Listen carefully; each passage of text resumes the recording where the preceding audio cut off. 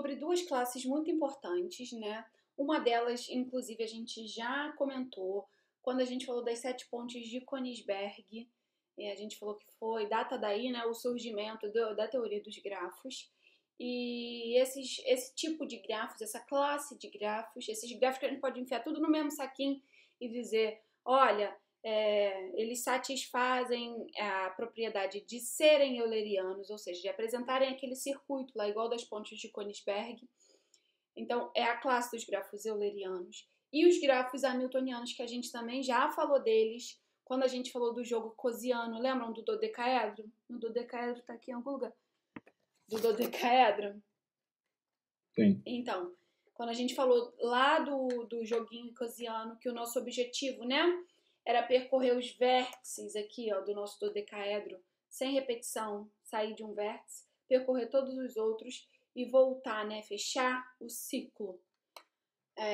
E a gente viu que sempre tem solução aqui, né? Então, esses dois problemas estão relacionados com essas duas classes que a gente vai falar agora. Então, por isso não vai ter uma introdução acerca dessas classes, assim como eu tentei fazer para o bipartido e para as árvores, né? Porque a gente já falou de dois problemas, né? Um deles, inclusive, é o que muito provavelmente originou, né, a teoria dos grafos. Então, a gente já segue para a definição. Só lembrar das pontes de Königsberg, né? Qual era o objetivo? O que os moradores da cidade queriam saber? Se era possível começar num determinado ponto, passar por todas as pontes sem repetição e voltar ao ponto inicial. Isso é um circuito de Euler ou trilha de Euler, ok? Obviamente recebeu esse nome por causa do Euler, que foi quem resolveu esse problema, né? Ou seja, você quer passar por todas as arestas do grafo sem repetição e voltar ao ponto de partida. Filha tá chamando, gente, só um minuto.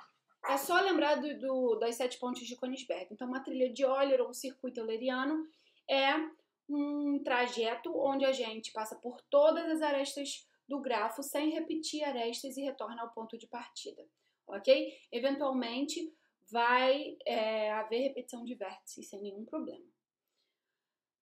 Então, o grafo que admite esse tipo de circuito, esse tipo de trilha, é chamado de grafo euleriano. Já o grafo hamiltoniano é o que admite o ciclo de Hamilton, ou seja, num ciclo a gente já sabe que vértices e arestas são diferentes. Então, lembra lá do jogo cosiano, né? A gente queria passar por todos os vértices, ou do caixeiro viajante, que a gente também falou, lembra? Que a gente quer vender nossas mercadorias em todas as cidades, quer passar por todas elas sem repetir e voltar para casa, né? Então, é só lembrar desses dois problemas, caixeiro viajante e 7 pontes de Königsberg. Então, o ciclo hamiltoniano é um ciclo gerador.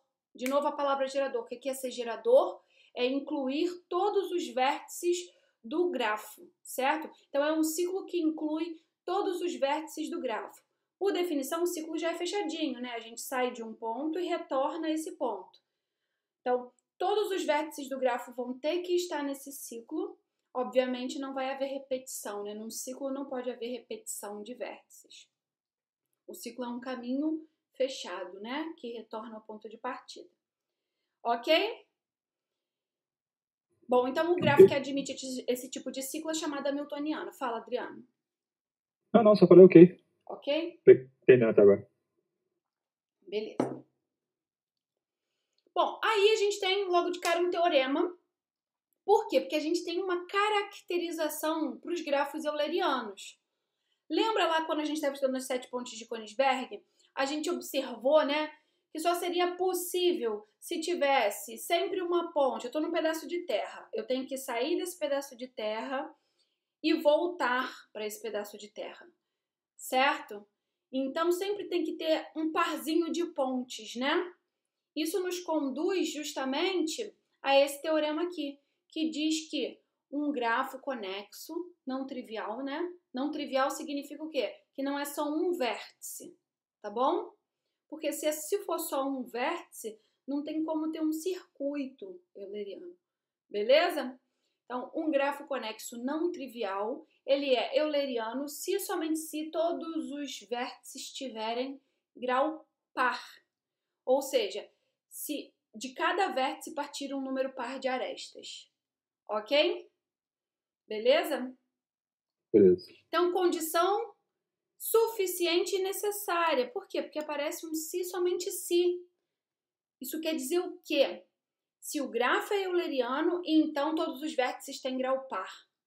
Se eu olhar e observar que um vértice tem grau ímpar, ou dois vértices têm grau ímpar, eu já posso dizer o quê? Não é euleriano. Por quê? A gente tem uma condição que diz que é necessário que todos os vértices tenham grau par para que o grafo seja euleriano. Se eu olhei e vi que tem alguém que não satisfaz uma condição necessária, significa que esse grafo não pode ser euleriano. Só que essa condição, ela é mais forte, né? Ela também é suficiente, ou seja, ela é boa para o sim. Então eu olhei lá para a minha sequência de graus de vértices e vi que todo mundo tem grau par. Se todo mundo tem grau par, então eu posso dizer que meu grafo é euleriano. Beleza? Então eu posso dizer sim, esse grafo é euleriano. Beleza? Aí outra coisa que a gente também já falou, que é a questão do passeio aberto de Euler. O que é o passeio aberto de Euler? É aquela relaxação que a gente fez da condição, né? Imagina que os moradores lá da cidade de Königsberg, eles não quisessem voltar ao ponto de partida, você pudesse parar em qualquer outro ponto.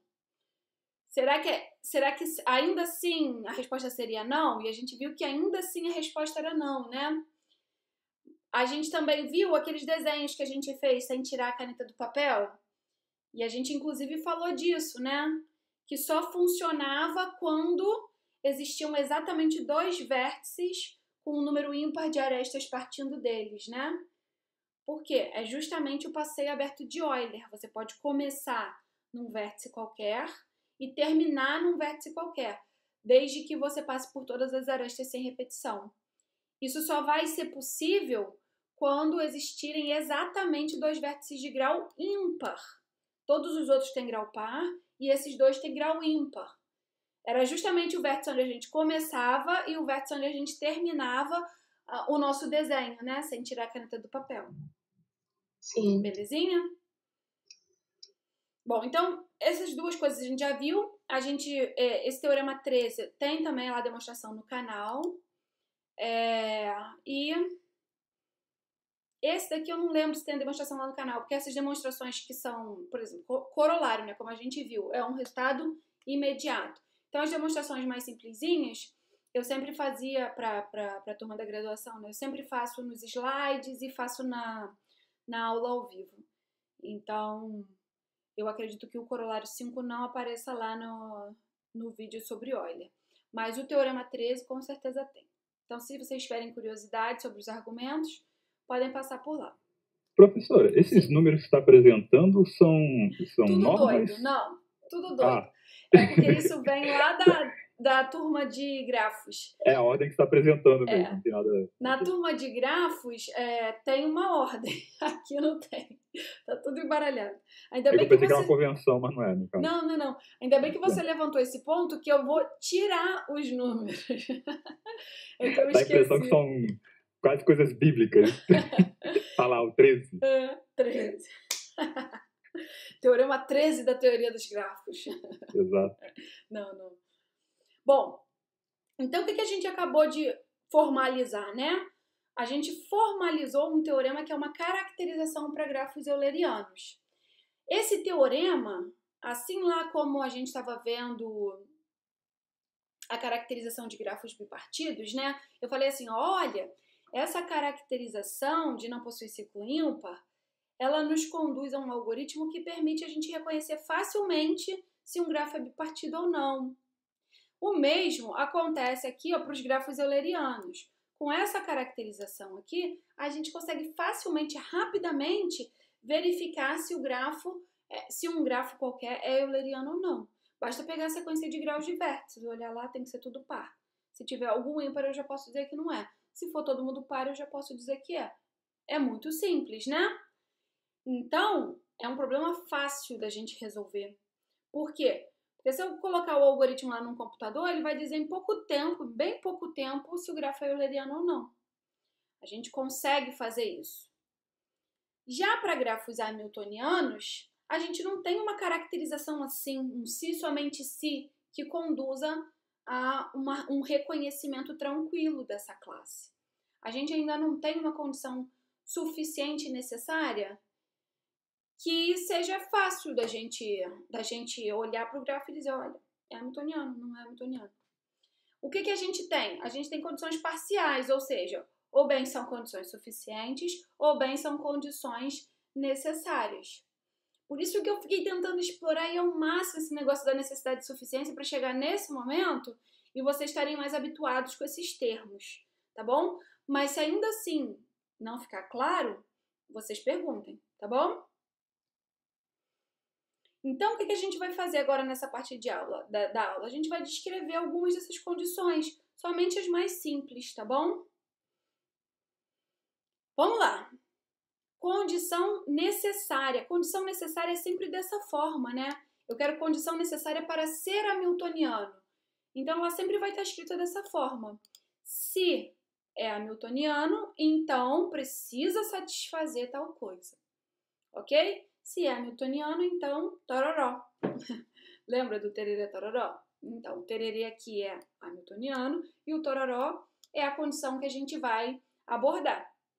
Então, condição necessária é sempre escrita dessa forma. Eu quero condição necessária para ser hamiltoniano. Então, se é hamiltoniano, então é necessário satisfazer tal coisa. Beleza? Agora a perguntinha que não quer calar. Condição necessária é útil para responder o quê? Sim ou não? Que sim. Que sim? Eu não sei se eu entendi a pergunta direito, mas ela te dá uma resposta decisiva sobre a questão. Seria isso que você está perguntando? A condição, por exemplo, se é bipartido, então não possui ciclo ímpar. A condição, assim como está escrita, ela é boa para você responder se o grafo é bipartido ou se ele não é bipartido. É. Seria? Se ele é bipartido, então... É porque do bipartido, a gente sabe que é uma condição necessária e suficiente. Tá bom.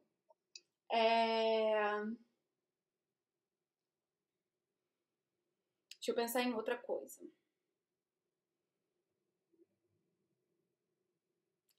Ótimo. O exemplo que a gente viu da árvore. Se é árvore, então M é igual a N menos 1. Isso é bom para responder que é árvore ou que não é árvore? Que é árvore. Que é árvore, é. N menos 1. Então, você pegou um grafo e olhou que ele tem N menos 1 arestas, você pode dizer que ele é árvore? Não, ok. Não, porque tem o exemplo até que o Adriano falou, não montou. Entendi o que você quis dizer. Então, se é árvore, é necessário satisfazer isso. O grafo satisfaz. Eu posso dizer que é árvore? Não. Então, a condição necessária não é boa para responder sim. A condição necessária é boa para responder o não. Pode ser, é o não, é. Porque se é necessário satisfazer aquilo, ok. Se o grafo satisfaz, eu não posso afirmar nada. Porque é apenas necessário. Agora, se o grafo não satisfaz a condição que é necessária, aí certamente você pode dizer, olha, isso daqui é uma condição necessária. Esse grafo aqui não satisfaz uma condição que é necessária. Então, ele não pertence a essa classe. Agora eu pesquei a essência do que você está dizendo. Beleza? Se é árvore, então tem N-1 arestas. O grafo não tem N-1 arestas. Então, certamente ele não é árvore. Beleza? Entendi. Para ser árvore, ele precisa ter N-1 arestas. Ok? Beleza? Para ser árvore é necessário ter N-1 arestas. Eu peguei um grafo, eu contei as arestas, eu vi que não bateu, então eu já posso dizer, opa, não é árvore. Agora, eu peguei um grafo e contei. E tem N-1 arestas. Eu posso dizer que é árvore? Não. A gente viu um exemplo de um grafo que satisfazia a condição e que não era árvore. Beleza? Então, coloquem isso dentro do coração de vocês. Condição necessária é boa sempre para responder? Não. Ok? Belezinha? Beleza. Ou seja, se não satisfaz a condição necessária, aí você tá feita, aí você vai pra galera. Por quê? Não satisfez uma parada que é necessária. Então, obviamente, ele não vai satisfazer a propriedade que você está procurando. Beleza? Vamos ver um exemplo para ver se fica mais claro. Todo grafo hamiltoniano possui ciclo. Vocês concordam? Primeiro, vocês concordam com essa informação? Eu me lembro que o grafo hamiltoniano tem que passar em todos os vértices, mas eu não me lembro se a meta... É porque, como você até deu o exemplo do Cacheiro Viajante, eu não lembro se esse cacheiro volta para casa ou não. Volta para casa. Então sim, ok. Então, possui ciclo. A definição de grafo hamiltoniano é aquele grafo que possui um ciclo hamiltoniano. Então, logo de cara, né? O que a gente pode afirmar? Todo grafo hamiltoniano ele tem que possuir um ciclo. Certo. Beleza? Mas é suficiente possuir um ciclo para ser hamiltoniano? Não. Por que não? Porque ele poderia passar 2 vezes no mesmo vértice e aí acabaria com essa condição. Acabou com a graça, né? Por exemplo, todo grafo hamiltoniano possui um ciclo, mas esse ciclo precisa ser o quê? Gerador, né? Por exemplo, esse grafo aqui é hamiltoniano? Não. Embora ele possua um ciclo, claramente eu não consigo percorrer, vamos supor, comece daqui, ó, desse vértice aqui. Eu venho para esse, venho para esse, venho para esse, venho para esse. Como é que eu retorno? Não tem jeito, Só se né? for pela mesma aresta, não tem jeito. Eu posso até repetir a aresta. O problema é que se eu repetir a aresta, eu repito o quê?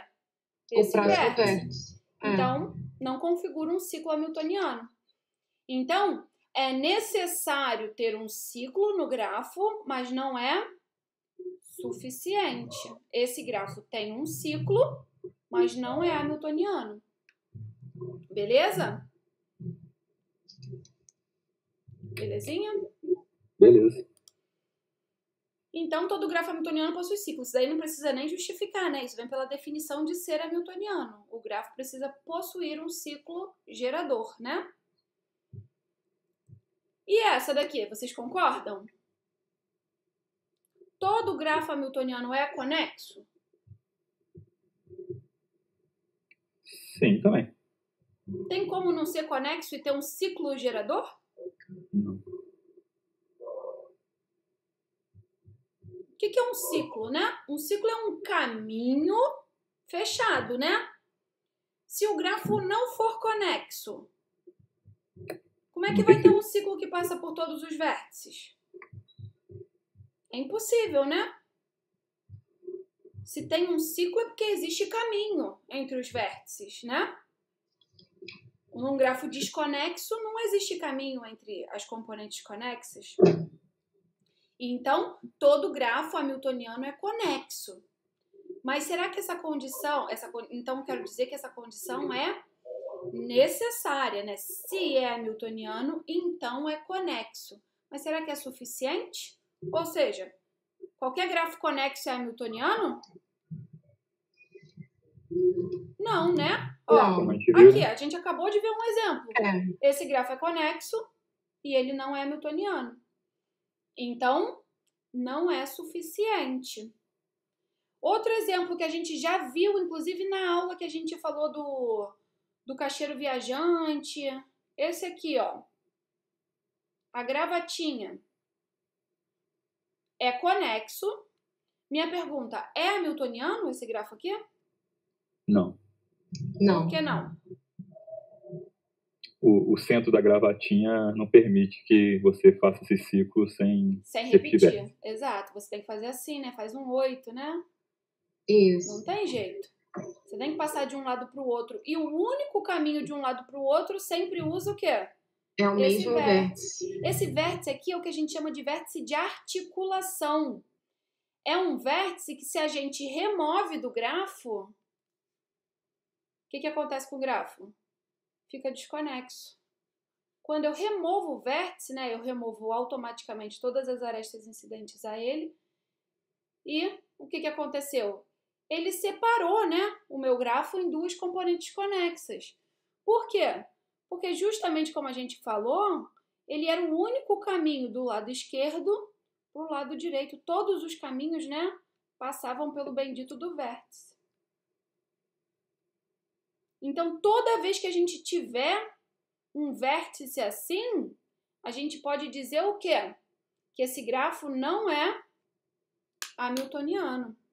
É outra condição necessária. É a próxima, inclusive.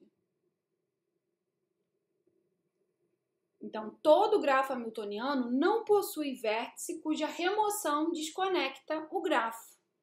Beleza? É o famoso vértice de articulação.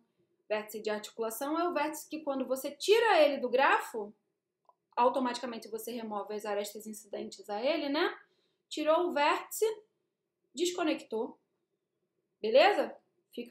O grafo fica desconexo. Não pode acontecer justamente porque, por causa disso, né? Ele é o caminho entre uma parte e outra, entre uma componente e outra. Então, se você sempre tem que voltar ao ponto inicial, não tem jeito. Você vai passar por esse cara mais de uma vez. Tá? Aqui tem um esboço de prova aí que dá um argumento legal utilizando o próprio ciclo hamiltoniano. Mas a intenção aqui é só pegar a ideia. Beleza?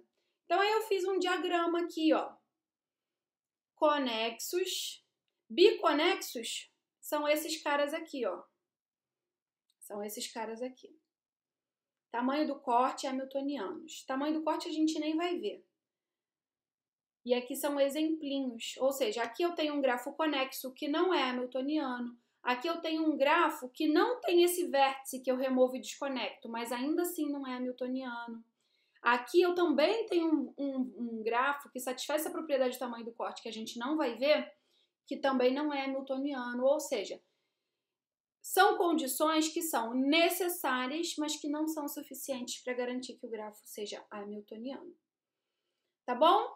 Vocês entenderam esse lance de ser necessário e não ser suficiente? Tranquilo? Bom, para finalizar, eu queria ver isso aqui com vocês, que são as condições suficientes. Algumas condições, são bem poucas. A gente não vai ver novamente demonstração de nada, tem um pouquinho só de paciência, já está acabando. Condição suficiente é boa para que tipo de resposta? Para o sim ou para o não?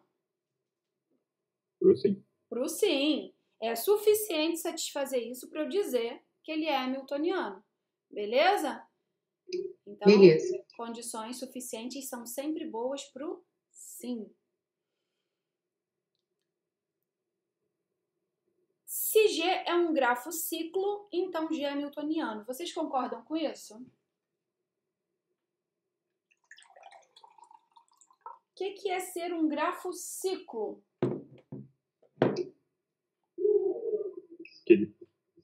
Todo mundo ter todo mundo.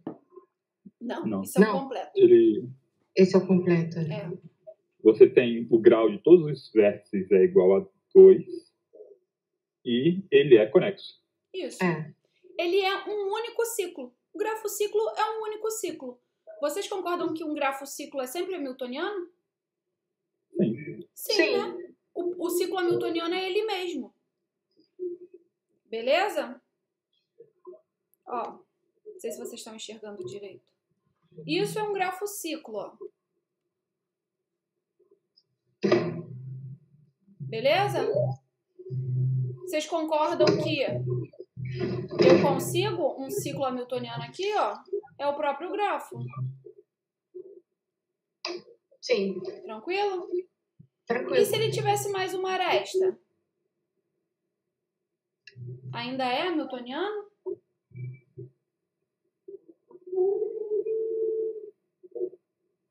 creio que sim. Por quê?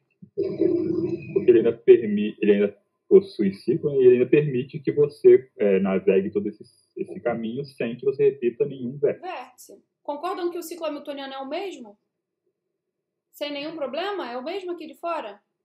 Se eu for adicionando aresta aqui, eu continuo tendo esse mesmo ciclo aqui de fora, que eu consigo percorrer todos os vértices sem repetir vértice.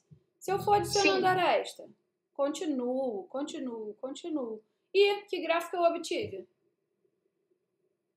Um completo. Um completo. Vocês concordam que esse completo continua sendo hamiltoniano? Sim.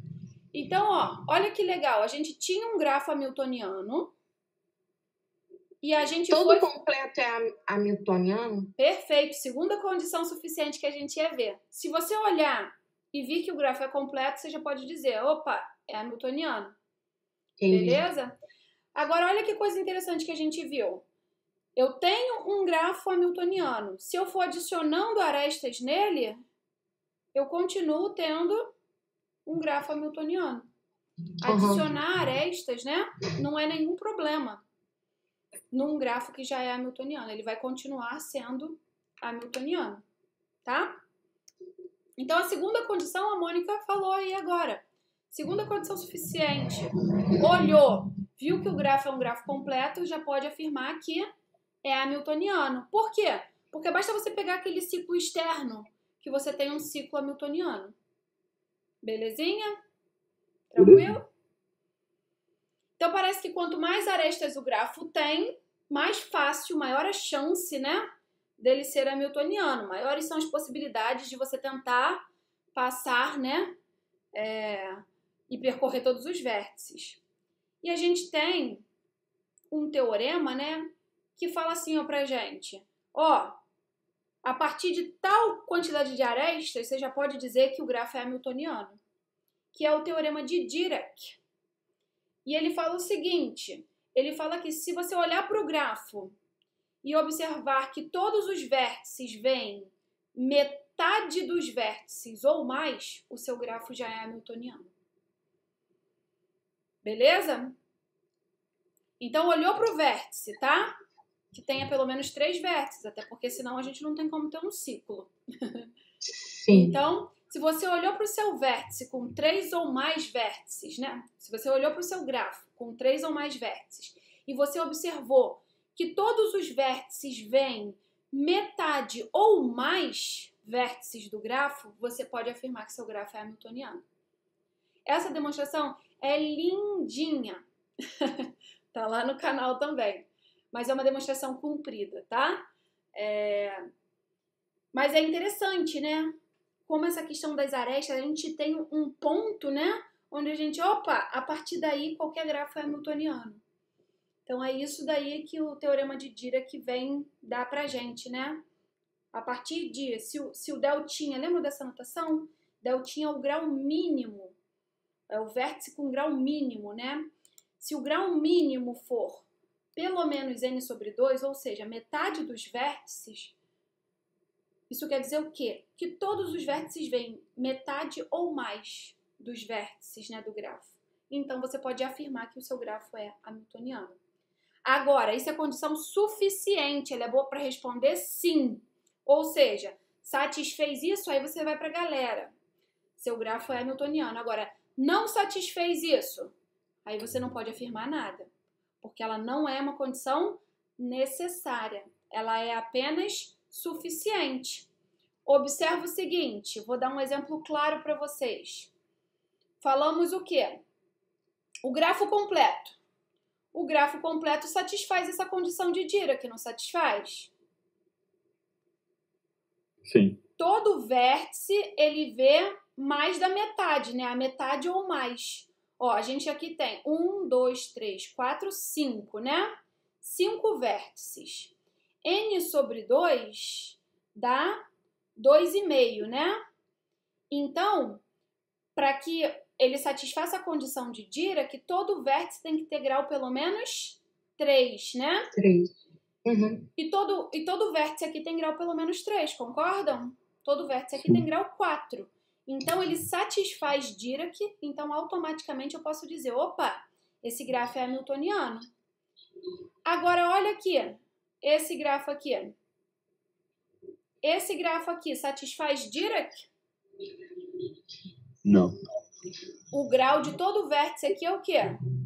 2. 2. 2 é menor do que 2,5. Então, ele não satisfaz Dirac, mas ele é hamiltoniano. Então, se você olhou para o seu grafo e viu que ele não satisfaz Dirac, você não pode afirmar nada. Tu caça outro jeito. Tu caça outro jeito. Exatamente isso. Beleza? Meus amores, era isso, meus queridos humanizados. Era isso que eu tinha para falar com vocês hoje. Aula foi rapidinho, né? Aula rapidinho. Foi até 3 para as 5. Mas, ó, começou 15 minutos depois. Então eu tenho um desconto. Começou no horário, não. Começou no horário. Então é isso. Um beijo. Beijo. Boas férias. Tchau, tchau. Boas férias de mim. E até a próxima. Tchauzinho. Tchau, tchau.